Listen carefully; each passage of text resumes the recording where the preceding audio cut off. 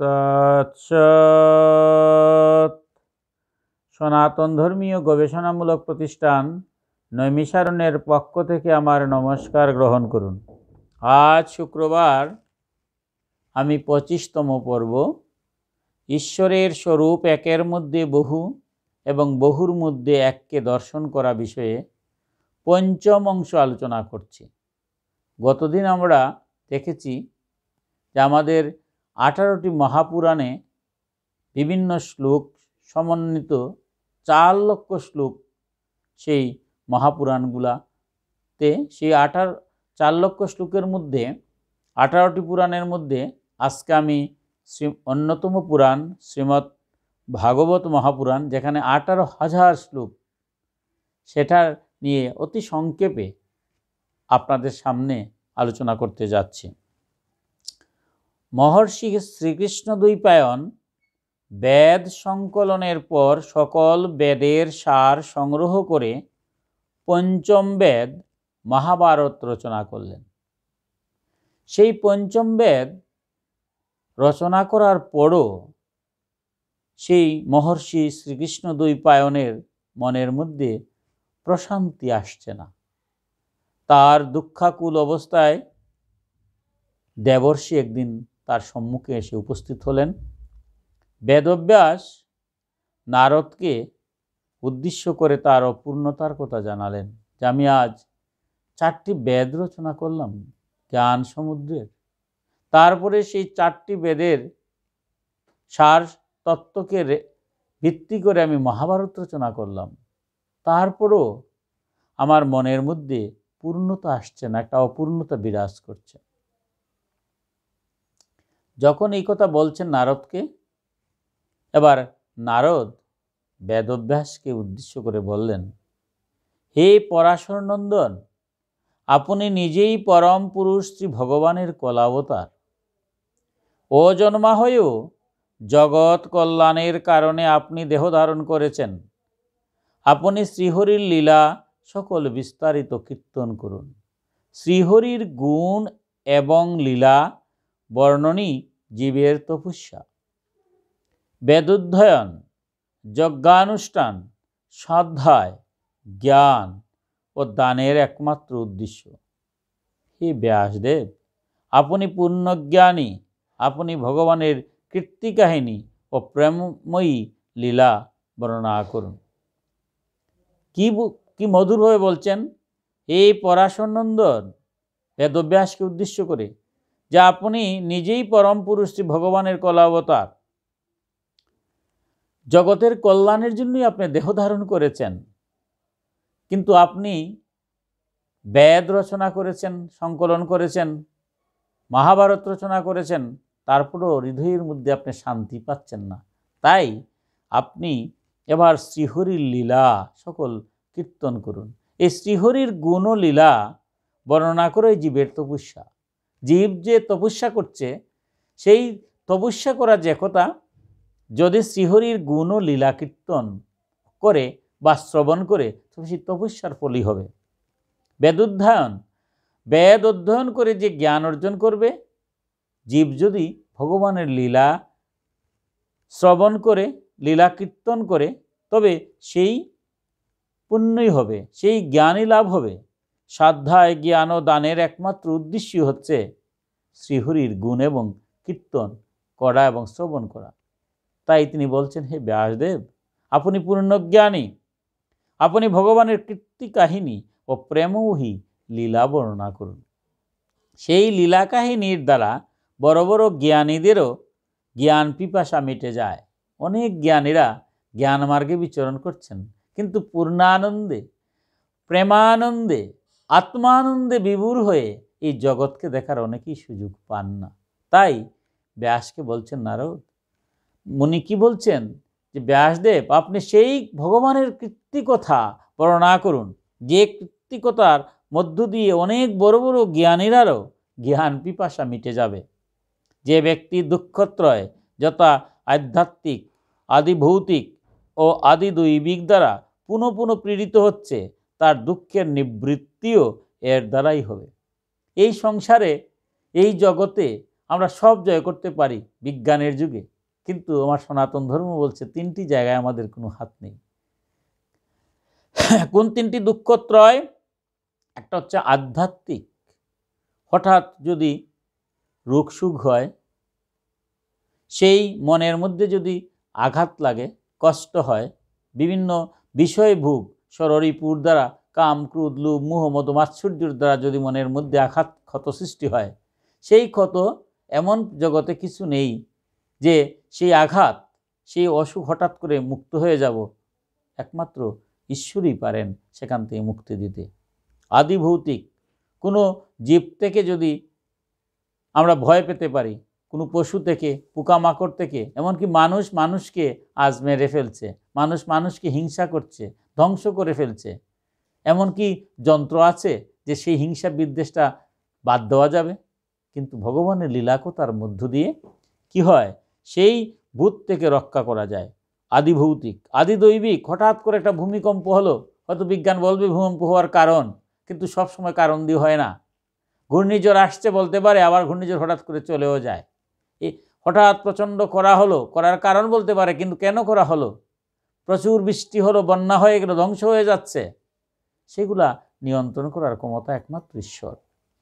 সুতরাং এই আধ্যাত্মিক, আদি ভৌতিক এবং আদি দৈবিক দ্বারা যারা পুনঃ পুনঃ পীড়িত হচ্ছে, তাদের দুঃখের নিবৃত্তিও এই শ্রীকৃষ্ণ লীলা, সেই শ্রীহরির লীলা কীর্তনের মাধ্যমে, শ্রবণের মাধ্যমে সব দূরীভূত হবে। তাই নারদ মুনি বলছেন, হে ব্যাসদেব, তোমার যে দুঃখ হচ্ছে সেই দুঃখ চলে যাবে এবং জগতেরও জ্ঞানী যারা আছেন তাদেরও জ্ঞান পিপাসা পূর্ণ হবে। আর যারা আধ্যাত্মিক, আদিভৌতিক এবং আদিদৈবিক দ্বারা পুনঃ পুনঃ পীড়িত হচ্ছে, তাদেরও দুঃখের নিবৃত্ত হবে। সুতরাং তুমি সেই ভগবানের লীলা কথা তুমি লিপিবদ্ধ করো, রচনা করো। নারদের উপদেশ পেয়ে শ্রী ব্যাসদেব শ্রীমৎ ভগবত প্রণয়ন করেন এবং তা পুনরাবৃত্তি করে নিজের নিবৃত্তিপরায়ণ পুত্র শ্রী সুখদেব গোস্বামীকে পাঠ করান। তিনি রচনা করেছেন এবং তার নিবৃত্তিপরায়ণ সেই সুখদেব গোস্বামীকে পাঠ করান। সর্বতত্ত্বদর্শী, সর্বজ্ঞান সম্পূর্ণ ব্যাসনন্দন শ্রী সুখদেব গোস্বামীর নিকট ব্রহ্মবিষাপুরস্থ মহারাজ পরীক্ষিতের জিজ্ঞাসা, যেখান থেকে শুরু হয়েছে সেই যে ভাগবত, সেই সর্বতত্ত্বদর্শী, সর্বজ্ঞান সম্পূর্ণ ব্যাসনন্দন শ্রী সুখদেব গোস্বামীর নিকট ব্রহ্ম অভিশাপগ্রস্ত মহারাজ পরীক্ষিত, 7 দিনের মাথায় যিনি মারা যাবেন, তিনি তো প্রথম প্রশ্ন করেছিলেন কাকে? সেই ব্যাসনন্দনকে, সেই সুখদেব গোস্বামীকে। কি প্রশ্ন করেছিলেন?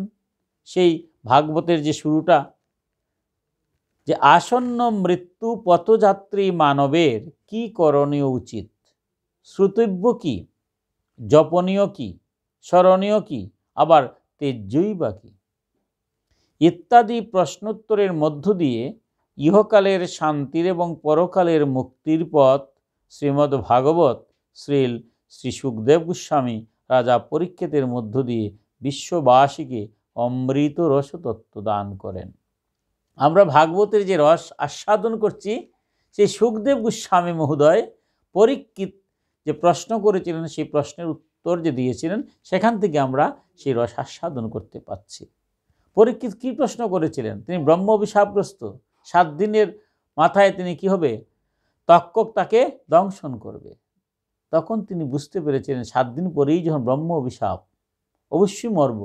তখন কি করলেন? সমস্ত কিছু ত্যাগ করে ভগবানের লীলা কথা শোনার জন্য যখন তিনি গঙ্গা তীরে গিয়েছেন, সমস্ত ঋষিরা আসছেন, সমস্ত রাজর্ষি, দেবর্ষি, ব্রহ্মর্ষিরা আসছেন এবং এক পর্যায়ে আসলেন সেই তরুণ বয়সের সেই সুখদেব গোস্বামী, যাকে বালক দেখতে, বালকের নিয়ে দেখা মাত্রই সমস্ত বড় বড় যারা জ্ঞানী গুণী বয়স্ক যারা সমস্ত দাঁড়িয়ে গেলেন। কারণ সুখদেব গোস্বামীকে সবাই চেনেন, সেই তত্ত্বজ্ঞান। এবং সেই সুখদেব গোস্বামীর কাছে। এবার সেই তত্ত্বকথা জানার জন্য পরীক্ষিত কি প্রশ্ন করলেন, দেখুন কি মধুর ভাগবতের কথা। আসন্ন মৃত্যুপথযাত্রী, আসন্ন মানে কি তিনিও আসন্ন, 7 দিন পরে মারা যাবেন। এবার একটু গভীরভাবে চিন্তা করুন তো, দেখুন সুখ যে রাজা পরীক্ষিত কত ভাগ্যবান ছিলেন, কত পুণ্যবান ছিলেন। তিনি জানছিলেন যে 7 দিন পরে তার মৃত্যু হবে। কিন্তু আমি আপনি কি জানি আমরা কখন মৃত্যু হব? আমাদের চোখের সামনে আমরা দেখছি আমাদের আত্মীয়, আমাদের স্বজন, আমাদের বন্ধু বান্ধব হঠাৎ করে চলে যাচ্ছে। আমার বেলায় কি হবে, আপনার বেলায় কি হবে, কেউ কি বলতে পারি? সবাই তো আসন্ন মৃত্যুপথযাত্রী, যে কোনো মুহূর্তে আমরা মারা যাব। তাইলে অনেক সময় আমরা মনে করি যে আমার চুল ধীরে ধীরে পাকবে, দন্ত আস্তে আস্তে পড়ে যাবে, আমি বৃদ্ধ হব আর মৃত্যুশয্যায় যাব। এটা কি বলা যায়? কালের প্রভাবে কখন যে কোন সময় আমরা চলে যাব কেউই আমরা বলতে পারি না। তাই সবাই কিন্তু পরীক্ষিতের মতো না। পরীক্ষিত তো 7 দিন জেনেছিলেন, আমরা 1 সেকেন্ডও বলতে পারবো না। 1 সেকেন্ডের মধ্যে আমরা চলে যেতে পারি। এই সংসারটা বড় কঠিন, কঠিন তত্ত্বকথা। এই যে আসন্ন মৃত্যু পদযাত্রীর প্রশ্নটা প্রথমেই করেছেন, এই সমস্ত সংসারের সবাই কিন্তু আসন্ন মৃত্যু পদযাত্রী। 1 সেকেন্ডের মধ্যেই সব মৃত্যুমুখে পতিত হব। তাহলে মৃত্যুমুখে যদি পতিতই হতে হয় 1 সেকেন্ডের মধ্যে, তাহলে সেই মৃত্যু পথযাত্রী মানবের কি করা উচিত? মানুষ কি করবে? আমরা যখন চলেই যাব তাহলে আমাদের কর্তব্যটা কি, শ্রোতব্য কি, আমরা কি শুনব, কি জপনীয়, এমন কোনটা আমরা জপ করা সঠিক বলে মনে হয়, স্মরণীয় কি স্মরণ করব, আবার তেজ্যই বা কি আমি ত্যাগ করব। এই যে মধুরভাবে পরীক্ষিত একের পর এক প্রশ্ন করেছেন, আর সুখদেব গোস্বামী কি মধুরভাবে সেই ব্যাখ্যা করেছেন, সেটাই তো ভাগবত। ইহকালের শান্তি আর পরকালের মুক্তি। ইহকালের শান্তির জায়গাটা হচ্ছে আমাদের শ্রীমদ্ ভাগবত, সেই হরির কথা, সেই শ্রবণের মধ্য দিয়ে, এবং পরকালে মুক্তির পথ শ্রী শ্রীমদ্ভাগবত, সেই শ্রীল সুখদেব গোস্বামী রাজা পরীক্ষিতের মধ্য দিয়ে বিশ্ববাসীকে সেই অমৃত তত্ত্ব দান করেছেন। কারণ ভাগবতে অনেক সময় অনেকে মনে করেন যে ভাগবত তত্ত্বটা হয়তো আমরা পরে বুঝবো, কিন্তু দেখুন এটা পরে বুঝার বিষয় নয়। এই সংসারটাই তো আমরা অনিত্য, যে কোনো মুহূর্তে চলে যাব। আমি এই মুহূর্তে কথা বলছি, এই মুহূর্তে আমি শেষ হয়ে যাব। যদি আমি মারা না যাই সেটা গোবিন্দর কৃপা, যদি মারা যায় এটা ধ্রুব সত্য। আমাদের পূর্বপুরুষরা যারা চলে গেলেন, আমি হতভাগা, আমার পিতা আমার সামনেই মারা গেলেন, আমরা কি করতে পারলাম? কান্নাকাটি করছি কতক্ষণ?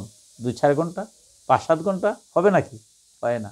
কি অমুক সংসার, সবাই বলবে বাসি মরা হয়ে যাবে, দেহের সৎকার করতে হবে।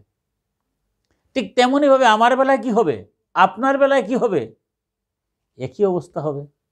তাহলে এই সংসারে আমরা আসছি, যে কোনো মুহূর্তে আমরা চলে যাব। কোন সময় যাব সেটা আমরা কেউই জানি না।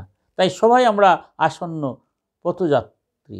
সেই আসন্ন পথযাত্রী হিসাবে আমাদের মানুষের কি করা উচিত, সেই যে মধুর তত্ত্বকথা, কি জপনীয়, কি স্মরণীয়, সেই ভাগবতে 18,000 শ্লোকে মধুরভাবে ব্যাখ্যা করেছে। সেই 18,000 শ্লোকের ব্যাখ্যা যদি আমরা একটু প্রবেশ করি, আমরা যদি মানব জীবনে একটু পড়ি ভাগবতটা, দেখতে পারো কি মধুরভাবে ব্যাখ্যা করা হয়েছে। এই গ্রন্থটিতে শ্লোকের সংখ্যা হলো 18 সহস্র এবং এটি 12 স্কন্ধে বিভক্ত। পুরুষোত্তম ভগবান শ্রীকৃষ্ণের জন্ম কর্ম থেকে শুরু করে সনাতন শাস্ত্রের বিবিধ তত্ত্বকথা, যেমন কর্ম, ভক্তি, জ্ঞান, অবতার তত্ত্ব, বর্ণাশ্রম, ভগবান ও ভক্ত এক ও অভিন্ন সত্তা, তা ভাগবতে বিস্তারিত আলোচনা হয়েছে। এবং ভাগবতে সমস্ত তত্ত্বকথার মধ্য দিয়েই এক ঈশ্বরকেই কিন্তু বারবার বলা, একমেব অদ্বিতীয়ম, এক ঈশ্বর বিভিন্নভাবে বিভিন্ন রূপে আমাদের কাছে আসছেন লীলা করার জন্য। এবং সমস্ত কর্ম, জ্ঞান, ভক্তিযুগ থেকে শুরু করে, এবং ভক্ত এবং ভগবান যে একই। ভক্ত আর ভগবান আমরা ভিন্ন মনে করছি, কিন্তু ভাগবতে এসে ভক্ত আর ভগবান এক হয়ে যাচ্ছেন, অভিন্ন। এটাই ভাগবতের পরম তত্ত্বকথা। তবে ভগবানের প্রতি যে ভক্তের ভক্তি, এবং আত্মসমর্পণ, সেটাই কিন্তু ভক্ত আর ভগবানকে একই রূপে মিলিত হয়ে যান। ভগবান এর প্রতি ভক্তের যে ভক্তি মার্গ এবং আত্মসমর্পণ, আনকন্ডিশনাল সারেন্ডার, আমরা বাহু তুলে ভগবানকে ডাকছি, হরিনাম করছি, মানে কি আমার কোনো কিছু নেই, ভগবানের কাছে আত্মসমর্পণ করছে। এই যে ভাগবতে ভক্তি রস, সেই ভক্তি রসটা এমনভাবে যে ভগবান আর ভক্ত একাকার হয়ে যান। ভক্ত যখন ভগবানকে ডাকেন, ডাকতে ডাকতে ভগবানের কাছে যান, আর ভক্ত ভগবান ও ভক্তের করুণাধারায় নামতে থাকে, নামতে নামতে ভক্ত আর ভগবান আর ভিন্ন হন না, ভক্ত আর ভগবান এক হয়ে যান। এটাই ভাগবতের মূল কথা। অর্থাৎ সনাতন ধর্মের দ্বৈত তত্ত্ব, ভগবান ও তার ভক্ত প্রথমে দুটি ভিন্ন সত্তা দেখালো, শেষ পর্যন্ত ভক্তের শান্ত দাস্য, সখ্য, বাৎসল্য, মধুর রস অর্থাৎ ভগবানকে পতি, পুত্র, সখা, প্রভু রূপে কল্পনা করতে করতে ভক্ত ও ভগবান একাত্মা হয়ে যান। ফলে দ্বৈত দর্শন থেকে অদ্বৈত দর্শনে প্রকাশ ঘটে। সনাতন ধর্মের যে বিশাল একটা তত্ত্বকতা, যে দ্বৈত তত্ত্ব এবং অদ্বৈত তত্ত্ব। দ্বৈত তত্ত্ব মানে আলাদা, ভগবান আলাদা, জীব আলাদা, ভক্ত আলাদা, ভগবান আলাদা। ভাগবত বলছে প্রথমে ভক্ত আর ভগবান দুটি আলাদা সত্তাই, দ্বৈত তত্ত্বই, ভগবান ও তার ভক্ত দুটি সত্তা। কিন্তু ভাগবতে বলছে ভক্ত যখন ভগবানের এই যে নববিধা ভক্তি, কি মধুর ব্যাখ্যা দিয়েছে ভাগবতে, সময় স্বল্পতা হেতু আমি যাচ্ছি না সেদিকে, কি মধুর ব্যাখ্যা। ভক্ত যখন সেই নববিধা ভক্তি, কি শান্ত, দাস্য, সখ্য, বাৎসল্য, মধুর রস। মধুর রসটা কীরকম? ভগবানকে আমি প্রতিরূপে পাব। ভগবান আমার কাছে কি, দেখুন তো চিন্তা করে, আমি ভগবানের, ভগবান আমার, ভগবানের সাথে আমার সম্পর্ক জাগতিক রূপে যদি চিন্তা করি, কি সম্পর্ক? কোনো সম্পর্কটা কি বাধা যায়? আমরা এই জগতে বলছি পরিচয় আছে, কেউ পিতা, কেউ পুত্র, কেউ মাতা, কেউ স্ত্রী, কেউ কন্যা। কিন্তু দেখুন, একটা মানব দেহ যখন মৃত্যু হয়ে যায়, সেই দেহ থেকে যখন আত্মাটা বের হয়ে যায়, আত্মাটা যখন দেহের মধ্যে বিরাজ করে, তখন সেটাকে আমরা বলছি পুরুষ, মহিলা। যখন আত্মাটা দেহ থেকে চলে যায়, সেই আত্মাটা কি পুরুষ না মহিলা? সে তো পরমাত্মার অংশ। পরমাত্মা কি পুরুষ না মহিলা? সেইভাবে কি ব্যাখ্যা করা যায়? আধ্যাত্মিক তত্ত্বে সেই ব্যাখ্যা করা যায় না। তাই আমরা ভগবানের যখন পরমাত্মার অংশ জীবাত্মারূপে চিন্তা করি, আত্মারূপে যখন চিন্তা করি, তখন কিন্তু আমি পুরুষও নয়, আমি মহিলাও নয়, আমি পরমাত্মার অংশ, জীবাত্মা। আমার গন্তব্যস্থল হচ্ছে পরমাত্মা। যেমন সমুদ্রের জল বাষ্পকারে উপরে উঠে সেটা মেঘ হয়ে বৃষ্টিরূপে যদি পৃথিবীতে আসে, বিভিন্ন নদী নালা খাল বিলে থাকে, কিন্তু তার জলগুলা যদি সমুদ্রেই গিয়ে আবার মিশে যায়, তখন কি হয়? একাকার হয়ে যায়। তাই পরমাত্মার অংশ জীবাত্মা রূপে দেহে বিরাজ করলে, ওই দেহের মধ্যে আমরা কখনো পুরুষ বলছি, কখনো মহিলা বলছি, কখনো স্ত্রী বলছি, কখনো স্বামী বলছি, কখনো পুত্র বলছি, কখনো কন্যা বলছি, কখনো মা বলছি। কিন্তু দেহ থেকে যখন পরমাত্মার অংশ জীবাত্মাটা চলে যায়, তখন কি সেই পরমাত্মার অংশ জীবাত্মাকে কোনো স্ত্রী পুরুষ দিয়ে, পিতা মাতা পুত্র দিয়ে, কন্যা দিয়ে, স্বামী দিয়ে, প্রভু দিয়ে এইভাবে কি বিচার করা হয়? বিচার করা হয় না। তাই যারা ভক্ত, তারা ভক্ত রসের মাধ্যমে জগতের যে রস, যেটাকে আমি সবচেয়ে বেশি স্নেহ করি, মায়া করি, ভগবানকে আমি সেইভাবে নিই। কারণ ভগবানের সাথে সম্পর্ক তো আমার কিছুই নাই, আত্মার সাথে পরমাত্মার সম্পর্ক একই জিনিস। কিন্তু জাগতিকভাবে হয়তো আমি পুত্রকে বেশি ভালোবাসি, তাই ভগবানকে আমরা পুত্র যদি ভাবি, তাহলে ভগবানের সাথে একটা আত্মিক সম্পর্ক হয়ে যাবে। আমার মায়েরা এখনও দেখবেন সকালবেলা ঘুম থেকে উঠেই বলেন, আমার কি সমস্ত কাজের আগে আমার গোপালকে দিয়ে আসতে হবে। অর্থাৎ নিজের ছেলেকে না খাওয়ালে যখন মা খুশি হন না, ঠিক গোপালকে আমার মায়েরা কি করেন, ওই ভগবান পরমাত্মার অংশ পরমেশ্বরকে গোপাল নিজের ছেলের মতো বানিয়ে দিলেন। আর ঘুম থেকে উঠেই সেই গোপালকে দিয়ে তারপরে জগতের সমস্ত কাজ করেন। যত কাজই করেন গোপালকে না দিয়ে করেন না। অর্থাৎ কি, পরমাত্মাকে যখন আমার তারা ছেলের মতো ধরে নিচ্ছেন, ছেলে স্নেহের মতো ধরে নিচ্ছেন, সেই তো গোপালকেই পাচ্ছেন। আপনি চিনি জেনে কিংবা না জেনে যদি মুখে দেন কি হবে? মিষ্টি লাগবে না? চিনিকে আপনি যে নামেই ডাকেন অসুবিধা নেই, চিনিটা মুখে দেওয়া চাই, তবেই তো মিষ্টি লাগবে, তাই না? তাই ভগবানকে আমি যেভাবেই ডাকেন অসুবিধা নাই, ভগবানের কাছে গেলেই হলো। তাই আমার মায়েরা কি করেন? গোপাল আমার ছেলে, সেই ছেলে রূপেই গোবিন্দের কাছে যান। ঠিক তেমনইভাবে ভক্ত তার নিজ চিন্তা ভাবনা চেতনার মধ্য দিয়ে কখনো ভগবানকে পুত্ররূপে ভাবেন, আবার কখনো সখা বন্ধুরূপে ভাবেন, যে আমার বিপদে আপদে বন্ধুর চেয়ে তো আর কেউ হয় না, সুতরাং ভগবান আমার বন্ধু, অসুবিধা নেই, বন্ধুরূপে ভগবানের কাছে যাও, তাহলে ভগবান কিন্তু পাবে। ভগবানের সাথে তো আমার কি, আত্মার সাথে পরমাত্মার সেই যে সম্পর্ক। যেমন অর্জুন দেখেছেন বারবার বিপদে পড়লে আমার বন্ধু কৃষ্ণই আমাকে সব উদ্ধার করতে পারে, তাই তিনি ভগবান কৃষ্ণকে সখারূপে দেখেছেন, এবং সখারূপে তিনি পূর্ণ ব্রহ্ম, সেই বিশ্ব ব্রহ্মাণ্ডের তিনি অধীশ্বর, তাকে তিনি নিজের চর্মচক্ষে কিন্তু দেখেছিলেন সখা বলে। সুতরাং ভগবানকে যদি আমি হৃদয়ে বন্ধু হিসাবে নিতে পারি, সবসময় যদি ভগবানের সাথে আমার সম্পর্ক হয়ে যায়, ভগবান তাতেই খুশি। ভক্ত কি করে? প্রভুরূপে। আবার কোনো ভক্ত বলছে যে আমি তোমার দাস আর তুমি হচ্ছে প্রভু, অসুবিধা নেই, প্রভুর সেবার মধ্য দিয়েই তো দাস খুশি পায়। সুতরাং ভক্তরা প্রভু সেজে যখন ভগবানকে ডাকে, ভগবান তাতেই হয়। আবার আরেক ধরনের ভক্ত আছেন যারা বলছে ভগবানকে পতিরূপে পাবো। পতি মানে কি? স্বামী, জগৎপতি, জগতের যিনি পতি, জগতের যিনি স্বামী, তিনি তো সকলেরই স্বামী। এই আমাদের যখন তত্ত্বকথা সামনের দিকে যাব তখন দেখব পুরুষ এবং প্রকৃতি এই সংসারের সবই তো আমরা নারী, অর্থাৎ নারী রূপে যেমন স্বামীকে ভক্তির মধ্য দিয়ে ভগবানকে লাভ যত সহজ হয়, এই জগতে যদি ভগবানকে পেতে হয় সবাই সেই নারী রূপে। সেই রাধা, আমরা কেন বলছি রাধারানী? ভাগবতীকে বারবার বলছে ভক্তাদি ভগবান, ভক্তের অধীন, এবং ভক্তের মধ্যে শ্রেষ্ঠ ভক্ত হচ্ছেন কে? সেই রাধারানী। সেই রাধারানী পেরেছিলেন সেই পরমেশ্বর জগদীশ্বরকে কি রূপে? পতিরূপে বরণ করার জন্য। কারণ জগৎপতি, আমরা এই জগতের নিয়মের যে পতি, সেই পতি নয়, জগতের যিনি পতি, আমাদের সকলেরই পতি তিনি। তাই যারা পতিরূপে ভগবানকে পেতে চান তারাও তো ঈশ্বরকে, পরমেশ্বরকেই পান। তাই ভাগবতে সেই ভক্ত তার ভক্তি রসের মাধ্যমে কখনো পতিরূপে, কখনো পুত্ররূপে, কখনো সখারূপে, কখনো প্রভুরূপে কল্পনা করতে করতে ভক্ত আর ভগবান একাত্মা হয়ে যান। তখন আর ভক্ত আর ভগবান আলাদা থাকেন না, যেই ভক্ত আর সেই ভগবান দুই এক হয়ে যান। যেমন একটি পুকুর থেকে যদি জল আনলাম, 1 ঘটি জল এনে এটা কি করলাম? বাটির মধ্যে রাখলে এটা বাটির জল হবে, কলসিতে রাখলে এটা কলসির জল হবে। তারপরে কি হবে? অন্য কোনো পাত্রে রাখলে সেটা সেই পাত্রের জল হবে।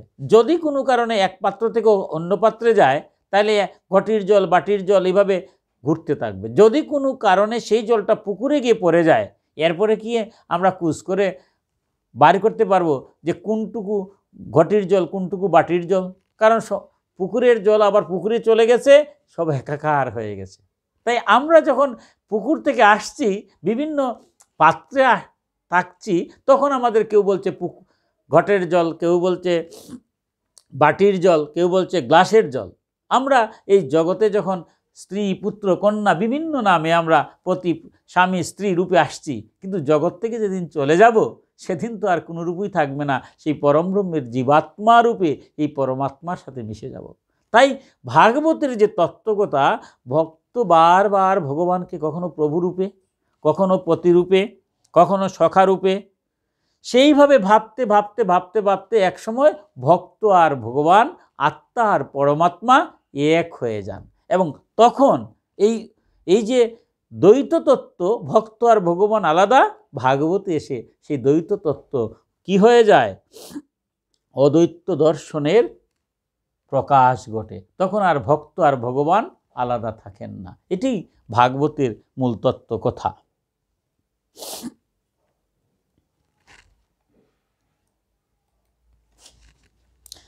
আমরা ভাগবতের তত্ত্বসার কথা সম্পর্কে মহাসাধক বৈষ্ণবাচার্য ডক্টর মহানামব্রত ব্রহ্মচারী বক্তব্য সবিশেষ প্রণিধানযোগ্য। বৈষ্ণবাচার্য ডক্টর মহানামব্রত জি অত্যন্ত মধুরভাবে ভাগবতের একটা ব্যাখ্যা করেছেন। তিনি ব্যাখ্যা করেছেন যে ভাগবতের সুন্দর সংবাদটি এই যে তপস্যা দ্বারা মানুষ যেমন ব্রহ্মত্ব লাভ করে, পরম ব্রহ্ম সেই রূপ তপস্যা দ্বারা মানবত্ব লাভ করেন। মানুষের তপস্যার নাম সাধনা, ঈশ্বরের তপস্যার নাম করুণা।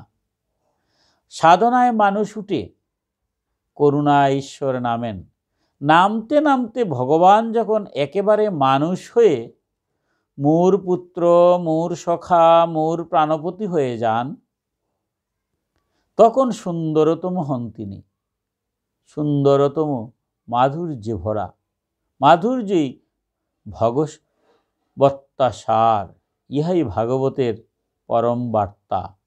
ভগবান প্রেমের ঠাকুর, তাকে ভালোবাসায় পাওয়া যায়। ভাগবতের ভালোবাসা আত্মার সঙ্গে পরমাত্মা। গীতার দৃষ্টি তত্ত্বের দিকে, ভাগবতের দৃষ্টি রসের দিকে। গীতা যুক্তি প্রধান, ভাগবত ভাবপ্রধান। কি মধুর কথা ডক্টর মহানামজি বললেন, কি সুন্দরভাবে ব্যাখ্যা করলেন যে ভাগবতের সুন্দর সংবাদটি, মধুরভাবে বললেন সুন্দর সংবাদ। কি সুন্দর সংবাদ? যে তপস্যার দ্বারা মানুষ যেমন ব্রহ্মত্ব লাভ করে, পরম ব্রহ্ম সেই রূপ তপস্যা দ্বারা মানবত্ব লাভ করেন। বাহ! মানুষও কি করছে? তপস্যা করছে। আবার বলছেন ভগবানও তপস্যা করছেন। বাহ! মানুষ তপস্যা যতই করছে, মানুষ ধীরে ধীরে ব্রহ্মত্ব লাভ করছে। আর ভগবান পরম ব্রহ্ম, পরমেশ্বর, পরমাত্মা, তিনিও তপস্যা করছেন। তার তপস্যাটা কি? তিনি ধীরে ধীরে মানুষ হয়ে যাচ্ছেন। মানুষ হচ্ছে দেবত্বের উন্নীত, আর ভগবান তপস্যার দ্বারা ধীরে ধীরে হয়ে যাচ্ছেন মানবত্ব, মানুষ হয়ে যাচ্ছেন। মানুষের তপস্যার নাম কি বলছেন? সাধনা। মানুষ যে তপস্যা করছে, সেই তপস্যার নামটা হচ্ছে সাধনা। আর ভগবান যে তপস্যা করছেন, ভগবানের তপস্যার নাম হচ্ছে করুণা। কারণ ভক্তেরই তো ভগবান। এই আমাদের এই জীবকে যে সংসারে পাঠালেন, তার কি একটা চিন্তা নেই? আমরা তো সবাই পরম পিতার সন্তান। আমাদের পিতামাতা যেমন সন্তানের জন্য দিনরাত চিন্তা করেন, পরম পিতার কি চিন্তা নেই? যে আমরা যেখানে আছি, কত সংসার সংগ্রামের মধ্যে আছি, সেখান থেকে উদ্ধার করার জন্য কি উনি চিন্তা করবেন না? সুতরাং উনিও আমাদের জন্য তপস্যা করেন। তবে সেই ভগবানের তপস্যার নামটা কি? মধুর ব্যাখ্যা। ভগবানের তপস্যার নামটা হচ্ছে করুণা। আমাদের প্রতি করুণা করছেন। মানুষ করছে সাধনা, সেই সাধনায় মানুষ ধীরে ধীরে উঠে যাচ্ছে। কোথায় যাচ্ছে? ব্রহ্মলোকে। ব্রহ্মের সাথে মিল হবে। উপরের দিকে যাচ্ছে, ব্রহ্মের সাথে মিল হচ্ছে। আর ঈশ্বর যে সাধনা করছেন, তার নাম কি হচ্ছে? করুণা। ঈশ্বর করুণায় ধীরে ধীরে সেই ব্রহ্ম থেকে এই ধরাতে আসছেন, ধরাতে নেমে আসছেন। নামতে নামতে ভগবান একেবারে মানুষ হয়ে যাচ্ছেন, অর্থাৎ অবতার রূপে আসছেন না? অপ্রপঞ্চ প্রপঞ্চ নাতবতর নমবতার, সেই অবতার রূপে এসে মানুষ রূপে আসছেন। এসে মোর পুত্র, আমার ছেলে। ভক্তরা ভাবছে সে আমার ছেলে কৃষ্ণ। নন্দরানী সেই কিভাবে কৃষ্ণকে লালন পালন করেছেন, শাসন করেছেন, আমার ছেলে। এই যে আমার মায়েরা ভাবছে আমার গোপাল, এই মোর পুত্র হয়ে যাচ্ছেন। ভগবান করুণা বলে ভক্তের কাছে নিজের পুত্র হয়ে যান। মোর সখা, আমার বন্ধু, এই সুদামা বন্ধু, এই যে বাল্য বন্ধুগুলা কি বর্ণনা ভাগবতে দেওয়া হয়েছে, কি মধুরভাবে। অর্থাৎ সবাই ভাবছে ভগবান আমার বন্ধু। মোর প্রাণপতি, এই যে গোপীরা সর্বশ্রেষ্ঠ ভক্ত, বিশ্ব ব্রহ্মাণ্ডে তাদের মতো আর ভক্ত নাই। নিষ্কামভাবে যারা ভগবানকে ভালোবাসে, তারাই তো রাধা, তারাই তো গোপী। এই সংসারে গোপী ভিন্ন, আর কেউ ভগবানকে নিষ্কামভাবে ভালোবাসে নাই। তাই তারা কি করছে? প্রাণপতি রূপে ভগবানকে সেবা করছে, পূজা করছে, ভালোবাসছে। এবং তখনই হয় সুন্দরতম হন তিনি। এর চেয়ে সুন্দর আর কিছু হন না। ভগবান যখন আমার কাছে পুত্র হন, ভগবান যখন আমার কাছে প্রভু হন, ভগবান যখন আমার কাছে প্রাণপতি হন, ভগবান যখন আমার কাছে সখা হন, এর চেয়ে সুন্দর কি আর কিছু থাকে? ভাগবতের সেই তত্ত্ব কথা, এই সুন্দরতম মাধুর্য ভরা এই ভাগবতটাই সৌন্দর্য, মধুর মাধুর্যই ভগবত্তাসার। এই মাধুর্য প্রেমটাই হচ্ছে ভগবত্তাসার। ইহাই ভাগবতের পরম বার্তা, ভাগবতের পরম তত্ত্ব কথাটাই হলো এটি। ভগবান প্রেমের ঠাকুর, তাকে ভালোবাসায় পাওয়া যায়। ভগবানকে মন্ত্র দিয়ে পাওয়া কঠিন, কিন্তু ভাগবত এসে বলছেন ভগবান এত সহজে তাকে যদি একটু ভালোবাসা যায়, একটু ফুল, একটু জল, একটু তুলসী পাতা ভগবান দিলেই খুশি হয়। প্রাণ খুলে একবার ডাকলেই হয়, ভগবান তাতেই খুশি, তাতে আর কিছুই লাগে না। সেটাই ভগবানের প্রেমের ঠাকুর। ভগবানকে ভালোবাসায় পাওয়া যায়, খুব সহজে পাওয়া যায়। জ্ঞান মার্গে জ্ঞান অর্জন করতে করতে যখন ভগবানকে তপস্যা করতে করতে যখন ভগবানকে পাওয়া যায় না, কিন্তু ভাগবতে সে দেখালেন ভগবান কত সহজে ভক্তের কাছে ধরা দেন। ভাগবতের ভালোবাসা আত্মার সঙ্গে পরমাত্মার, কারণ এই পরমাত্মা তো আমার, কারণ পরমাত্মা থেকেই তো আমার উৎপত্তি। আমি আর পরমাত্মা কি আলাদা? ভগবান আর আমি কি আলাদা? ভক্ত সেইভাবে চিন্তা করে। কারণ আমি যখন আমার মায়ের সন্তান, আমি যখন আমার বাবার সন্তান, বাবা মা কি আমাকে দূরে সরে রাখতে পারে? আমি কি তাদের কুলে উঠবো না? অবশ্যই উঠবো, তারা নেবেন। ঠিক পরমাত্মা পরম ব্রহ্ম, তিনি আদি পিতা, জগৎ পিতা, সেই পিতা সেই মাতা আমাকে তুলবেন না? ভক্ত এই চিন্তা করতে করতেই ভক্ত আর ভগবান এক হয়ে যায়। গীতার দৃষ্টি তত্ত্বের দিকে ভগবান শ্রীকৃষ্ণ সেই গীতায় যে মধুর ব্যাখ্যা করেছেন, সেটা তত্ত্বকথা, কিভাবে চলবেন কিভাবে চলবেন না, সেই তত্ত্বকথা গীতায় বর্ণনা করেছেন। কিন্তু ভগবান কি, এটা তো নিজে বলতে পারেন না, কারণ ভক্ত সুখদেব গোস্বামী বলেছেন ভগবান কি। তাই ভাগবতের দৃষ্টি হচ্ছে রসের দিকে, সেই রস আস্বাদন, সেই আনন্দ আস্বাদন এবং ভালোবাসার মধ্যে ভগবানকে। আমি খাওয়া দাওয়া করছি, ভগবানকে দিয়ে খাবো। আমি কোনো কাজ করছি, ভগবানের নাম স্মরণ করব। এই জগতে যা হচ্ছে সব ভগবানের উপর ছেড়ে দেব, যা হবে ভগবানের উপরে ছেড়ে দেব। তাহলে কি আমার মধ্যে কোনো দুঃখ থাকবে? কোনো দুঃখই আমাকে স্পর্শ করতে পারবে না। আমাদের দুঃখের কারণই তো সব কিছু আমার আমার চিৎকার করি, সব আমার আমার। আর ঠাকুর রামকৃষ্ণ পরমহংসদেব মধুর হয়ে বলছেন, এই আমার আটা কেটে দাও, হয়ে যাবে মায়ের সংসার। আর মায়ের সংসার হলেই তো আর বিপদ নেই। এই ভাগবতের কথাটা হচ্ছে তাই। ভক্ত যা হচ্ছে সব ভগবান করাচ্ছে, যা হবে সব ভগবান করাবে। দুঃখ যদি আসে, ভগবান দিয়েছেন ধৈর্য ধরা ক্ষমতা, ভগবান দাও, সেই প্রার্থনা করি। সুখ দিয়েছেন ভগবান, সুখের সময় যেন তোমাকে আমি ভুলি না, তোমার শ্রীচরণে যেন আমার মতি থাকে। এই তো ভক্তের সাথে ভগবানের সম্পর্ক, ভগবানের সাথে ভক্তের সম্পর্ক, অর্থাৎ দুই শেষে এক হয়ে যায়। তাই গীতা হচ্ছে যুক্তি প্রদান, আর ভাগবত হচ্ছেন ভাব প্রদান। অর্থাৎ ভাগবতের ভাবের দ্বারা ভগবানকে আমরা আস্বাদন করতে পারি, ভগবানকে আমরা কাছে পেতে পারি, ভগবানের সাথে আমরা মিশে যেতে পারি। তাই ভাগবতের যে ভালোবাসা, ভাগবতের যে প্রেম, ভক্তের সাথে ভগবানের যে আত্মিক সম্পর্ক, সেই সম্পর্কটাই ভাগবতে অত্যন্ত মধুরভাবে ব্যাখ্যা করা হয়েছে। আমরা সময় স্বল্পতা হেতু আজকে আমরা এখানে শেষ করছি। ভাগবতেরই বাকি অংশটুকু আগামী পর্বে দেখার আহ্বান জানিয়ে নমস্কার। সর্বে ভবন্তু সুখিনো, সর্বে সন্তু নিরাময়া, সর্বে ভদ্রাণি পশ্যন্তু, মা কচিৎ দুঃখভাগ ভবেৎ।